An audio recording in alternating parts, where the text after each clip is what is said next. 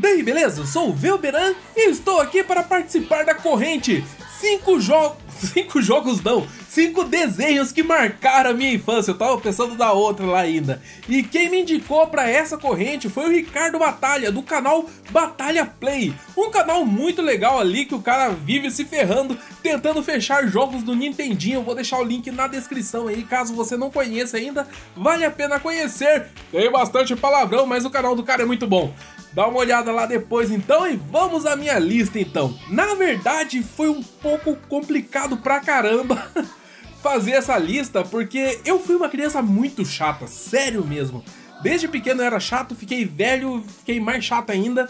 E desenho que marcou minha infância, tipo, os primeiros que eu gostava quando era bem criancinha mesmo, eram umas coisas assim, tipo, de qualidade meio duvidosa, que não dá pra ficar falando muito aí, queima-fita e tal, né? Mas mesmo assim eu mal me lembro disso, eu só me lembro que eu gostava e depois eu fiquei chato e não gostava mais. Então eu assistia bastante os desenhos da SBT que passavam antigamente, tinha bastante, né?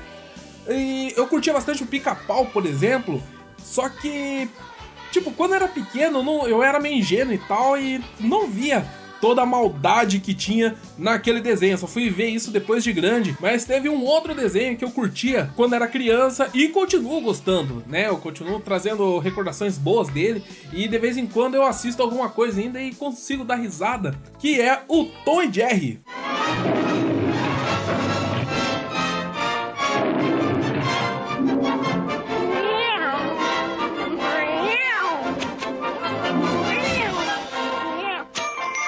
Tom e Jerry em... Tom e Jerry, Tom e Jerry, sei lá como é que pronuncia isso, era pra mim Tom e Jerry mesmo. Mas esse eu continuo curtindo porque era um humor bem feito. Tipo, os dois meio que se mereciam, né? Eles adoravam ficar se quebrando. Então tá beleza, né? O importante é os caras se divertir, se tá de comum acordo lá, beleza. Mas nesse quesito de desenhos de pancadaria, de quebradeira aí, dos caras... Tem vários, né? O Coyote, o... Papaléguas, Patolino também tinha algumas coisas desse tipo. Tinha vários, né? Dessa época aí que, na verdade, a gente assistia lá nos anos 80, se bobear tá passando na TV até hoje, né? Só que esses desenhos aí são velhos pra caramba, são lá da década de 60, de 50, sei lá, por aí. Mas era uma coisa bem comum e hoje a gente vê assim, pô, isso daí é desenho pra criança. Mas os tempos eram outros, né? E principalmente o roteiro do Tom e Jerry continua muito legal, muito divertido. E eu acho que pra criança ainda diverte pela palhaçada, pelas caretas que eles fazem, mas pros adultos ainda é legal, porque os caras são muito criativos nas pegadas que eles fazem lá. Então o Tom e Jerry aparece aqui na minha lista por ser bastante divertido, e ainda eu consegui carregar ele por várias épocas, né? Mesmo agora eu ainda acho ele muito legal. Agora, se falhar, será isso?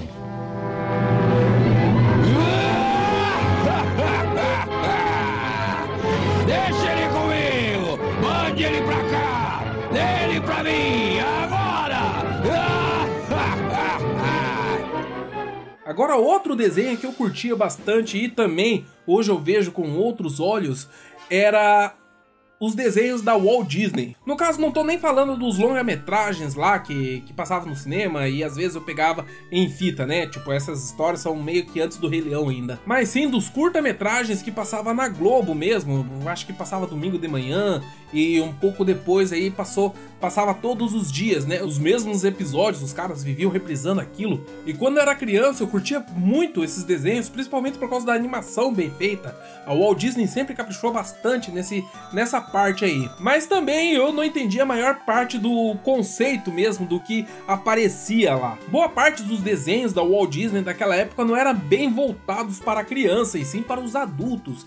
E eles falavam bastante dos problemas cotidianos e também tinha várias críticas sociais no meio disso. E a gente não pegava, né? A gente só via lá as caretas e as palhaçadas como sempre. Inclusive alguns episódios aí vivem aparecendo em outros canais aí do YouTube falando de desenhos banidos, né?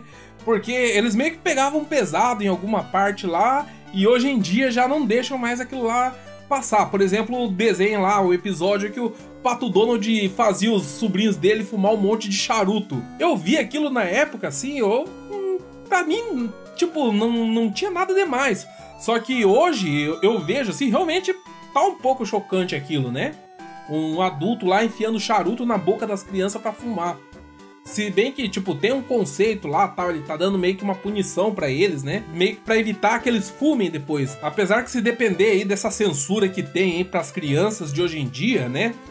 A criançada só vai assistir Galinha Pintadinha e olha lá. Aí, depois que eu passei mais dessa minha fase visual, assim, vamos dizer, né? De gostar mais das brincadeiras, dos trejeitos, dos personagens e prestar um pouco mais atenção na história, no desenvolvimento, o gosto também mudou bastante e eu larguei boa parte disso que eu assistia antes pra assistir outras coisas, principalmente lá o Thundercats e o terceiro aqui que eu vou falar, que é A Caverna do Dragão.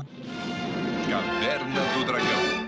Cara, como eu adorava aquele desenho, velho. Eu assistia todos os dias, assim, repetiu zilhões de vezes e eu assistia, eu decorava as falas e ainda tava assistindo. Assim, pra mim era fantástico aquele desenho. Se bem que eu sempre tive muita raiva do Mestre dos Magos, eu acho que como a maior parte do pessoal que assiste, porque ele só chegava lá, largava a bomba e saia correndo, e também ficava indignado por ele sempre tentarem chegar em casa, conseguiu abrir o portal pra voltar pra casa, mas sempre dava treta lá e eles não conseguiam voltar.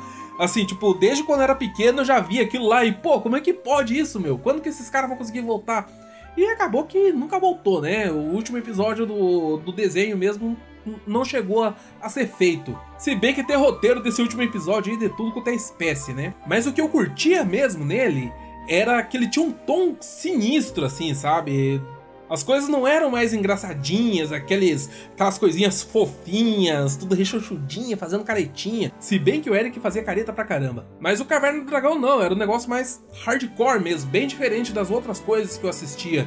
Então, acho que por ser tão diferente assim, eu acabei me encantando com ele. E de certa forma, mais tarde isso daí também ajudou. Eu curti mais RPG, fiquei surpreso quando soube que o Dungeons and Dragons que aparecia lá era um jogo de RPG que eu fui jogar mais tarde, que eu já falei em outros vídeos, e eu já falei também das relações que o Caverna do Dragão tem com o RPG de mesa Dungeons and Dragons, em outro vídeo que eu vou deixar na descrição e no final do vídeo pra você ver. Mas enfim, esse daí é um desenho ótimo e eu até baixei eles aí todos pra assistir com meu filho. Ele não gostou, mas ele assistiu comigo do mesmo jeito. E eu continuei achando ele muito bom.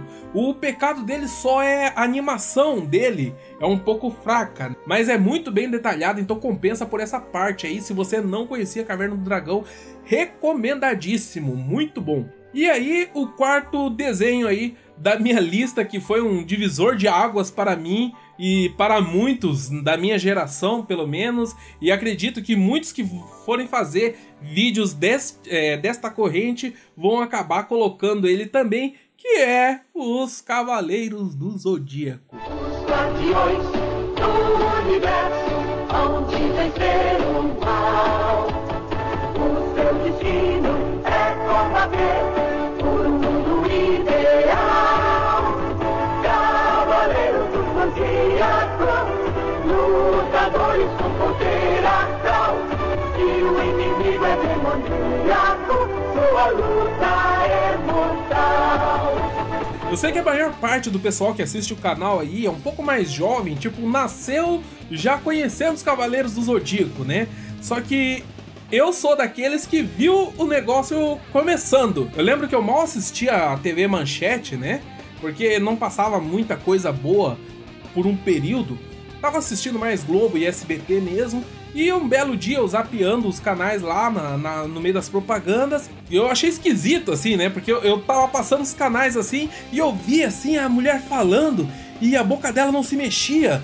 Daí eu achei estranho pra caramba. Deu, nossa, esses desenhos japoneses, pô, mudei, né? Depois que eu fui ver que era a Marin lá que tava com a máscara. Ela tava com máscara, né? Lógico que os lábios dela não estavam se movendo. Mas deixei pra lá, porque pelo menos na minha região, lá na minha praça, tinha um certo preconceito com coisa de Japão naquela época. Tinha gente que gostava de Tokusatsu, os Jaspion, Changeman, que tinha na época lá, mais algumas outras coisas, mas os desenhos japoneses, pelo menos o que eu tinha, assim, né, que as pessoas falavam pra mim, era uma coisa meio esquisita. Eu passei e nem dei muita bola. Mas aí, outro dia, zapeando de volta, eu vi lá um cara cabeludo, sem camisa, carregando 2 caixonas, levando para um outro cara cabeludo com cabelo meio rosa. E o cara com cabelo rosa fala umas paradas para ele lá, que tem que dar o sangue dele para ressuscitar as armaduras. Para que elas recuperem a vida, eu preciso de muito sangue de cavaleiro. Eu lamento, mas não há outra solução. Eu preciso que você me dê metade do seu sangue. O cara vai lá e poxa, pô, sangue, velho, sangue pra tudo que é lado. Já temos mais da metade do sangue dele, por que não paramos isso? Mano, foi amor à primeira vista, velho. Vocês não têm noção do que é naquela época ver uma coisa dessas. Vocês devem estar achando que eu sou meio psicótico, né? E sou um pouco mesmo, mas tudo bem. Mas eu sempre fui fã de filmes de terror e ver um desenho daquele jeito assim, eu... Cara, que é isso, mano? E acabou. Todo dia eu tava lá assistindo Cavaleiros do Zodíaco. Só que por causa dessa parte aí, né, que tinha um certo preconceito com desenhos japoneses, eu guardei esse meu gosto pra mim, né? Tipo, não comentava com ninguém e tal, que eu assistia, nem nada. Até que um belo dia na escola, eu lembro que um moleque catou lá o pó de giz do quadro, né? Do quadro do professor lá. Ele pegou um monte de pó de giz assim, jogou no outro falando: pó de diamante! Cara, você assiste Cavaleiros do Zodíaco? Assisto, mano! Foi mais ou menos assim. E aí acabou, juntou um monte de moleque lá, cada um assumiu um cavaleiro lá pra representar e a gente ficava dando Meteoro de Pegasus, Ave Fênix, Coleta do Dragão e o caramba 4 na hora do recreio lá, a gente só falava disso. E claro, como aconteceu na minha região, aconteceu em várias outras, Cavaleiros do Zodíaco foi uma febre desgraçada. E começou a sair as revistas da Herói também. Eu lembro quando eu cheguei na banca, assim, pra comprar os meus gibis, que eu sempre li bastante gibi, né? E vi lá, tinha uma revista com Seiya lá, assim, pô, eu peguei assim na hora, velho. Eu nem vi o nome da revista, nem nada. Catei, já comprei, já levei pra casa pra ler, porque era alguma coisa dos Cavaleiros do Zodíaco, entende? E essa febre do começo dos Cavaleiros do Zodíaco foi uma das coisas assim, putz, eu acho que demorou, eu nem sei se tem alguma coisa assim depois pra comparar no Brasil o tamanho da febre que foi os Cavaleiros do Zodíaco. Porque eu lembro bem que cada episódio, desde o começo da série, eles estavam mostrando nas propagandas os bonequinhos deles que vinham com armadura e tal. Os Cavaleiros do Zodíaco. Câncer são os guardiões do universo. Áries tem coragem para vencer. Sagitário são os seus heróis. Touro, os Cavaleiros do Zodíaco vêm com armaduras de metal. Exclusividade Bandai. E você, de que signo é? Só que não tinha pra vender. E foi assim por um bom tempo, até que chegou a época do Natal.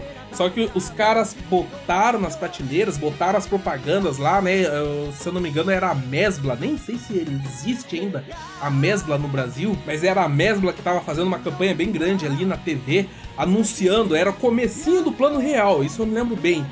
Tava anunciando cada bonequinho, cada caixinha por 50 reais. 50 reais hoje não é nada com action figure, ainda mais com armadura que dá pra montar e tal. Mas aquela época era uma facada no olho. O que eu lembro era que com 10 centavos dava pra comprar um pão, se eu não me engano isso, um pão francês, né?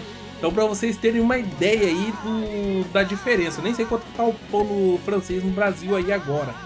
Mas eu chuto que, convertendo aí o valor, hoje cada bonequinho daquele iria estar custando mais ou menos uns 200 reais. Era alguma coisa assim.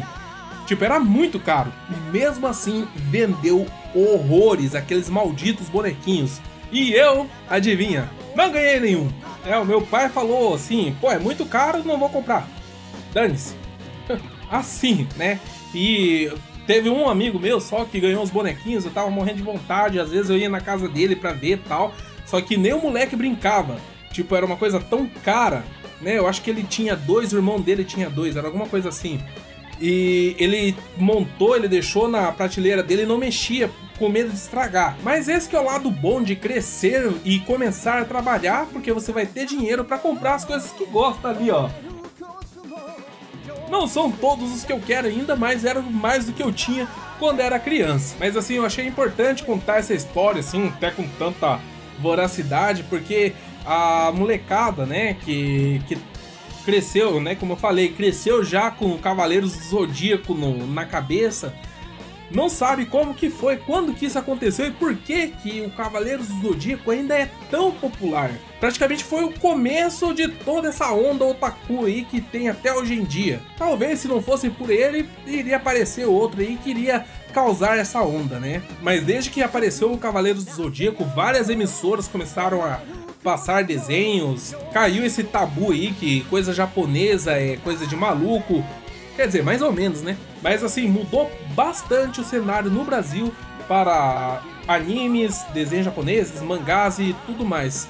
Tudo que tem no Brasil hoje de anime começou com os Cavaleiros do Zodíaco. Antes até tinha algumas coisas lá, só que o pessoal nem sabia direito que era japonês, alguns deles, mas que o pessoal começou a procurar desenhos, mangás, conteúdo japonês no Brasil foi a partir dos Cavaleiros do Zodíaco. E a SBT, um bom tempo depois, a Rede Manchete já até tinha ido pro saco, começou a passar nas manhãs de sábado uma sessão de desenhos. Bom, desenhos não, né? Anime. Aliás, vamos falar sobre essa frescura aí de chamar desenho japonês de anime. Tem gente que fala, não é desenho, é anime.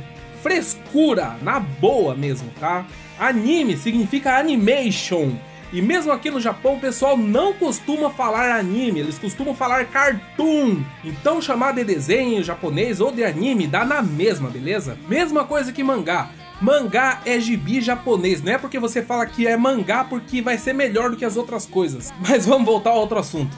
Esse período aí que a SBT passava desenhos, cara, era muito bom. O problema é que a SBT passando qualquer coisa é uma porcaria. Os caras compram uma série assim pela metade e só passa um tanto lá e começa a reprisar e não passa o resto. Fora a mania besta que eles têm de comprar série cancelada, provavelmente mais barato, né? E a gente fica sem saber o final, porque o negócio foi cancelado. Um exemplo foi o Fly, que no Japão se chama Dino Daiboken. Eu curtia pra caramba esse anime aí, esse desenho. Só que ele tinha sido cancelado no Japão, né? Eu acho que eles tinham feito só 56 episódios, alguma coisa assim. E até agora eu tô sem saber o final dele, né? No mangá eu sei que terminou, mas eu ainda não li o mangá. Mas nesse período aí que eu tô falando em específico, passava lá o Fly, o Dragon Ball, né? Que lá o Goku pequenininho, que acabava com o Goku subindo a Torre de Karin. Eu me lembro bem desse episódio, porque toda vez, assim, tipo, chegava lá, começava a reprisar, eu pensava, não, agora vai, né, agora vai continuar. Daí o Goku começava a subir a Torre de Karin lá, e o próximo episódio era o primeiro de volta, né, eles não continuaram. Só a Globo depois que passou, acho que a Cartoon também. Daí tinha lá o Street Fighter 2 Victory, que, putz grila, também era um que eu tinha até marcado aqui na minha anotação. Deixa eu ver, vocês não estão vendo nada aí, né? Eu tinha anotado aqui e mudei tudo a lista quando eu tava fazendo o vídeo aí, porque eu fui lembrando e vi o que realmente importava pra mim, né? Mas o Street Fighter 2 Victory é espetacular, não tem nada a ver com o jogo lá, mas é um desenho muito bom mesmo. E o outro que eu acabei de mudar aqui, é o Guerreiras Mágicas de Heiyurt. Nós somos as guerreiras mágicas, mágicas. No despertar do sonho a gente vai se encontrar. Nós somos as guerreiras mágicas, mágicas. No coração do mundo a gente vai viajar. Oh, oh, oh. Quando eu tava passando esse, eu já tava um pouco mais grandinho, já tava jogando RPG, e o que eu gostei mesmo dele foi essa pegada que tinha. Ele tinha um negócio meio de RPG, de videogame, né? Tipo, dava a impressão que as gurias lá matavam uns bichos e passava de nível, as armaduras dela iam melhorando, elas tinham que fazer quest pra conseguir as armas. Então foi isso que foi me prendendo interesse, fui curtindo e tal. Apesar de ser considerado um anime pra meninas, né? Mas a gente sabe que não é bem assim, esse negócio de anime pra meninas não existe. Aliás, tem muito mais gente aí, principalmente no Brasil, que assiste lá o Doki Doki Precure, sei lá o que. tem muito mais homem que assiste isso do que mulher, a gente sabe disso. Mas eu fui lá acompanhando o negócio lá, tudo colorido, tudo bonitinho e tal. Aí chega no final. Tipo, elas são meninas, né, japonesas comuns que foram convocadas, né, do mundo nosso aqui para um mundo mágico com a intenção de ser guerreiras mágicas. Elas têm que conseguir as armas, têm que despertar os gênios e conseguir salvar a princesa lá, a princesa Esmeralda, que tinha sido sequestrada por um cara malvado lá e tal. Aí chega no final do bagulho, a gente descobre que a história não era bem aquela que a gente tava achando que era desde o começo. O bagulho vira de ponta cabeça. Eu não vou dar spoiler, mas tipo, a gente que tá assistindo desde o começo pensa, que é isso, mano? Mas tipo, com 2 episódios só do Rei Earth, eles conseguiram dar uma profundidade gigantesca pra história do anime, que tipo, engrandeceu ele pra caramba. E isso se intensificou mais ainda na segunda temporada dele, que foi completamente diferente também. Essa segunda temporada foi bem mais sinistra e a história foi bem mais intensa também. Nem parecia que era a mesma série, na verdade. E essa segunda temporada é muito melhor do que a primeira, por sinal. Não que a primeira seja ruim, a primeira também é bem legal. Sem contar que a segunda abertura da segunda temporada, pra mim, até hoje, a melhor abertura de anime de todos os tempos. Essa aí é a minha lista de 5 desenhos que marcaram a minha infância, né? Que depois desse período aí eu já era adolescente, já era adulto, assisti muitas coisas depois, claro. Mas como o tema aí era infância, né? Eu fechei nessa parte aí. Rei Earth meio que foi um divisor de águas para mim também, né? E até por isso foi tão marcante. Mas esses 4 aí que eu citei, que passava nas manhãs do SBT, todos eles eram excelentes. E como isso é uma corrente, eu tenho que citar aí alguns camaradas para continuar ela. Vamos ver se eles vão aceitar. Então o primeiro aí é o Pedro Silva, do História Revista. Eu sei de uns 2 ou 3, pelo menos, que ele já vai colocar na lista aí, mas eu queria conferir o resto da lista dele. O segundo é o Fiaspo, né, que tem o Fiaspo Games, o Fiaspo Play, eu acho. E sei lá, qualquer canal que ele fizer o vídeo aí tá bom, né? Caso ele queira fazer. E o Andres Nostalgia, esse na verdade eu não sei se já foi convidado, eu imagino que já foi, mas caso não foi, tá convidado. Então são esses 3 aí, eu não sei se eles vão fazer ou não, tá o convite aí, né? E eu também sou mal educado pra caramba, eu não avisei ninguém que eu ia indicar, então eu deixo pra vocês aí o link do canal deles, deixa eu ver, eu vou deixar aqui desse lado aqui mesmo. Beleza, tá aí a carinha deles, convidem eles lá, porque eu não avisei que eu ia indicar eles. Vão lá no canal deles, chama lá, ó, o Velberan tá chamando pra corrente lá, faz o vídeo. E se você também não conhece, conheça o canal deles, porque é tudo canal bom. E eu já vou avisando também que esse negócio de corrente aí, muita gente vai falar que já deu no saco, e realmente já deu mesmo. Só que eu vou começar uma corrente logo mais aí no canal Velberan Adventures mesmo. Fique acompanhando que eu vou começar uma corrente bem legal aí pra vocês, já que todo mundo fez corrente, eu vou fazer também. Então é isso aí, aquela conversa de sempre lá. Se gostou do vídeo, dá um like, compartilha com seus amigos aí, se acha que se alguém vai gostar aí das minhas histórias com os animes e com os desenhos americanos também. Se é a primeira vez que você tá por aqui, inscreva-se e aquela coisa toda, tá bom? Então é isso aí, eu vou ficando por aqui. Nos vemos no próximo vídeo. Falou!